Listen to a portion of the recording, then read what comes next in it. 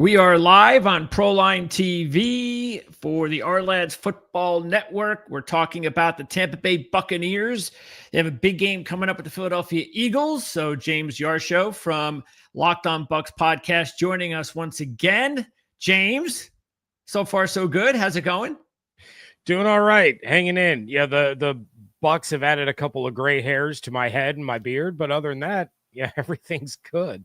Yeah, and a huge matchup. Obviously, this is what a lot of Bucs fans were waiting for when the schedule came out, and now it's here. The defending champs come to town.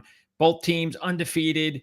But really, one of the main reasons I wanted to get you on is to go over a lot of the key injuries that are going on with the Bucs, because a lot of people out there very confused and just don't understand, how, as far as bad luck and how much more can the Bucs take. And I'm sure San Francisco, nobody in San Francisco is crying for the Bucs, that's for sure.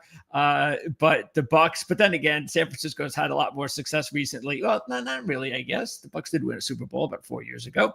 But anyway, the fact of the matter is that there's just some really key injuries that at some point the Bucs are going to have to explain for if they're going to win a championship this season. So let's go over that. Start, of course, on offense, because it seems like it is pretty evenly divided. But the big star names on offense: Wirfs, now Evans, and then the time frame on Godwin. What do you have for us?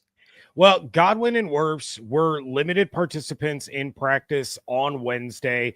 There is an outside chance that one, if not both, will make their season debut against the Eagles. It couldn't come at a better time, especially with Mike Evans going down with that hamstring injury. Now, if Godwin plays, you're not looking at normal Chris Godwin, right? He's not going to get his full workload. He's probably going to be at about 40, maybe 50 on the higher end percent of snaps. So it's going to take a few weeks for him to really get his legs under him and become the force that he was last year prior to the injury. But in the case of Tristan Wirfs, which I honestly think in this matchup is more important, if Godwin misses this week, it stinks, but it's more important to get Tristan Wirfs out there because of the way this offensive line has shaken out over the course of the first 3 weeks. You move your starting center to left tackle, you move your starting left guard to center, then you lose your starting right guard for the rest of the season. You lose your backup tackle. So now you've put Charlie Heck back in there. You've lost the guard that you had there on the left side. So if Tristan Wirfs returns, now all of a sudden from the center to the left tackle, everyone's in their starting spots, and that's going to be pivotal against this Eagles defense. You would have Barton, Bredesen, and Wirfs from the center to the left, so I think that would go a long, long way. Guys like Sterling Shepard have stepped up in a big way for the Bucs in the absence of Jalen McMillan and Chris Godwin. I expect that to continue. You still have Bucky. You still have Rashad. You can start to get the 7th round pick, Tez Johnson, involved in the pass catching. So if Wirfs returns, I think the Bucs are in a lot better shape than they were this time last week. Okay, so if Wirfs does return, then again, you're looking at what? Maybe just one spot on the offensive line where it might be a little bit iffy? I would say probably the right side of the line is still going to be a little iffy. Okay. Now, Charlie Heck, to his credit, when he had to go in for Luke Gedeke on Monday night against Houston, he had a rough night, but last week he looked much more comfortable and much better. You're talking about a team that had 7 holding penalties on their opening drive. None of them were attributed to Charlie Heck. So he did a much better job on the right side than I think the Bucs believed he could do on the left.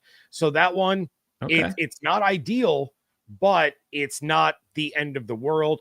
I think the guard position is going to be the interesting one to watch, because if Michael Jordan is able to get healthy and be ready for this game, I don't see any reason that the Bucs don't go ahead and elevate him off the practice squad yet again and have him start at right guard after he had started the first 2 games of the season at left guard. So the Bucs are playing this one close to the vest right now. They asked the media before practice, do not report who is lining up where on the offensive line with the first team offense. So we're not really sure what they're going to do here, but I would say that, with Wirfs coming back, even though the right side is a little iffy, overall, it's going to be a much better line.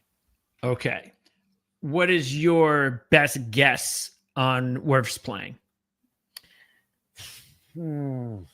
I put it at a coin flip right now. I'd say it's 50-50. But Wirfs is a competitor. If he feels that he's ready and that leg is good to go, then he's going to be out there. Baker is his, one of his best friends. He wants to be out there protecting him. You've seen him on the sideline at times kind of wincing at the protection and the magic that Baker's had to pull off to try to evade pressure. So I know he wants to be out there really, really badly, but the Bucs need him in November and December and January. Yeah. So, they're probably going to be a little more cautious than Tristan would probably appreciate. Okay. And is that for you to give your own prediction on what you think will happen in this game? Do you think that's what it's going to come down to, whether Wirfs plays or not? I think so. I would say if I had to bet money on it right now, I think he's in a position now where he feels he's ready to go, and the Bucs are probably willing to let him go. But it's something that you really have to keep an eye on the rest of the week. Bowles said that they would give an update on Friday, so that's kind of the day that's circled. But knowing that Wirfs did get reps with the first team on Wednesday is a huge step in the right direction. Okay, so just today, was it the first time he received first team reps? Yes. Okay, so obviously great news there if you are a Bucs fan. All right, so as you mentioned, Godwin. So that makes a lot of sense. Evans, what's going on with Evans? Evans, you're looking at his return being Monday night against the Detroit Lions. They're on, what would that be, like October 18th, I think it is, 18th or 19th. So about 3 more weeks. Yeah, you're looking at a 3 to 4 week injury here. This is really similar to what he dealt with last year. However, last year he tried to tough it out and play that Monday night game against the Baltimore Ravens. Instead, he, made the injury worse and ended up missing an additional month past that. So I think optimistically, you're looking at about 3 games, which it's a tough stretch. You have the Eagles, then you're at Seattle, then you have the San Francisco 49ers. If he's able to return against the Lions, by then I would think that Godwin is starting to look a little bit more like he did last year. At that point in time, now you have that, 3-headed monster of Evans, Godwin, and Ibuka, and this offense can really start to take off. By then, you should probably have Luke Gedeke back as well. So the offensive line will be as healthy as it will be all season long, with Cody Mauch suffering the season-ending knee injury. Okay, so that leads me to really kind of the final part of this injury question. Then is there, if everything goes well for the Bucs the rest of the season with injuries, and usually when stuff like this happens this early, it'll continue, but you just got to keep your fingers crossed, or just get it over with, and then the rest of the season will be fine. All right, let's say the Bucs are fine the rest of the season to get their injured guys back.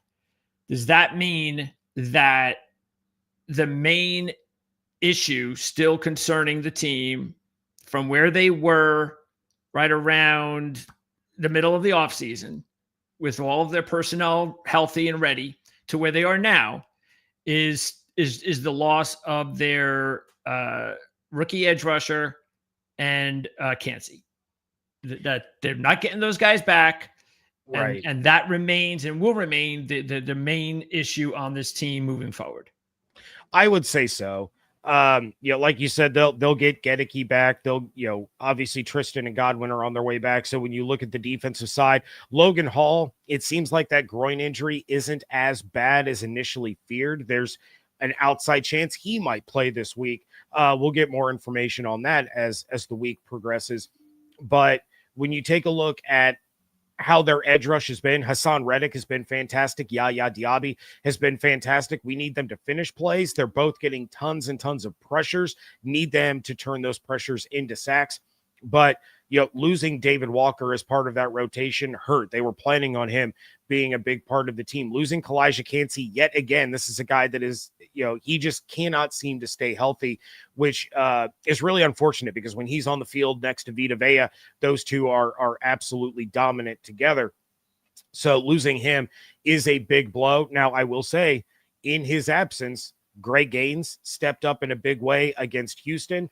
Both Gaines and rookie Elijah Roberts played really well against the Jets this past week. So there are some guys there that can kind of fill that void. They're not quite the player Cansey is, of course, but you're not going to have as significant of a drop off as you would, or as you did really with Tristan Wirfs and Luke Gedeke going down on the offensive side of the ball. So it does hurt the Bucs defense, but even without those guys, Walker for the entire season and now Cansey for the last game and a half, the defense has still been pretty good, especially in run defense. You're talking about a top 10 team in yards per carry allowed, yards per game allowed, run defense efficiency percentage. Like this is one of the top run defenses in the NFL. So, it hurts the pass rush a little bit, but they're still, kind of hanging their hat on the fact that they're going to turn a team one-dimensional,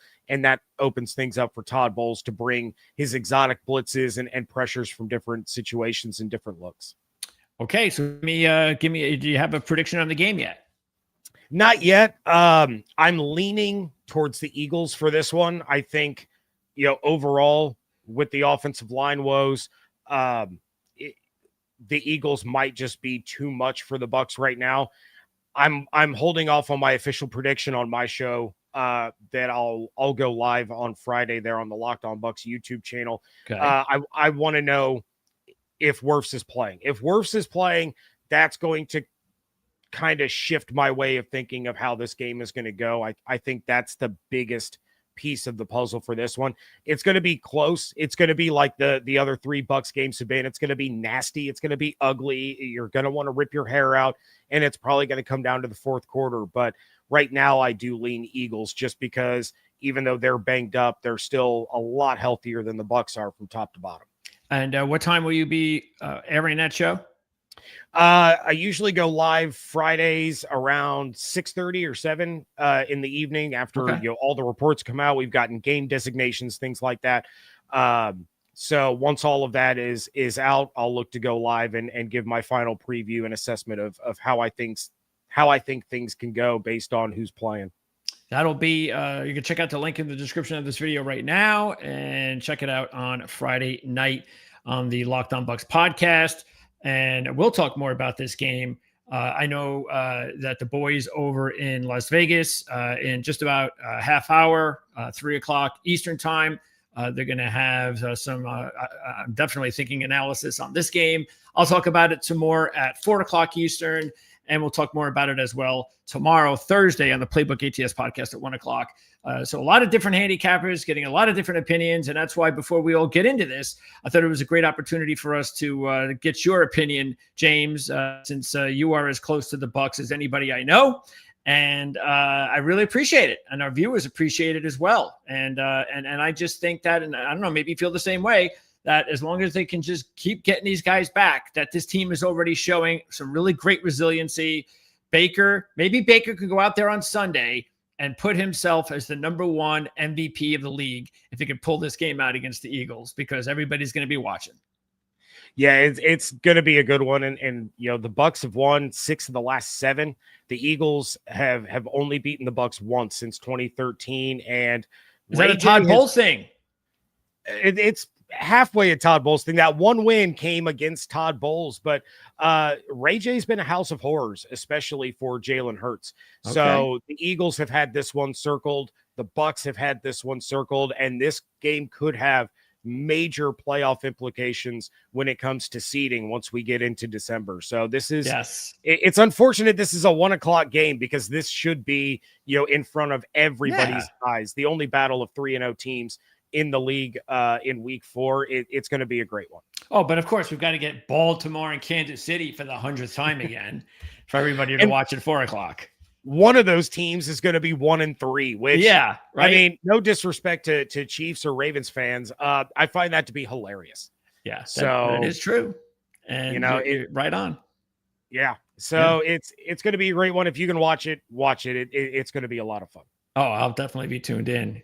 Baker's my dynasty league starting quarterback. So again, James, I appreciate your time as always. And I hope that we'll talk again a little bit later on down the road. I'm sure we will, because this is looking like it's going to be, even as just get through the healthy part of the season back.